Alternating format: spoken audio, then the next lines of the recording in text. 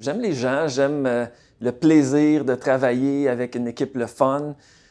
J'aime bon, le karaoké, mais ça c'est hors sujet.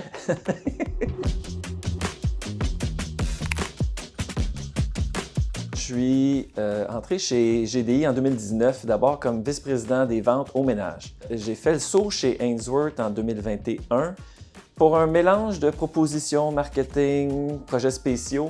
J'ai choisi GDI Ainsworth au départ parce que j'aime gagner. Vendre, ça a l'air facile, mais il faut vendre la bonne chose. Tout de suite, j'ai remarqué que c'était le leader du marché, une panoplie de services. On a des experts nationaux, on a une organisation qui a beaucoup de ressources, ce qui est quand même une grande force. Moi, c'est des propositions les plus complexes qui me stimulent le plus. Donc, c'est avec Énergère où j'ai le plus souvent ces défis-là. Une belle équipe aussi, des gens qui sont super engagés. Donc, je me plais beaucoup dans l'équipe croissance, mais avec toute l'organisation, c'est vraiment le fun. Il y a un volet organisation du travail, de planification de tout ce qu'il y a à faire pour une proposition. Il y a un volet rédaction où bon, il faut s'assurer que le contenu est bon, des fois optimiser celui qui est là. L'autre volet, puis c'est celui qui me stimule le plus, c'est la valeur ajoutée. C'est de prendre du contenu qui vient d'un peu partout et d'avoir un sens critique puis d'essayer de voir, oui, mais le client, lui, derrière, qu'est-ce qu'il recherche? Puis pourquoi on lui dit ça? Puis est-ce qu'on répond bien à la question? Puis de vraiment être capable d'amener nos réponses à un autre niveau que le client ça va résonner pour lui, puis il va se dire « OK, eux ont compris ». Ça prend plusieurs compétences clés pour ce rôle-là. Je trouve que ça prend des bébites particulières en proposition parce qu'il faut aimer gagner.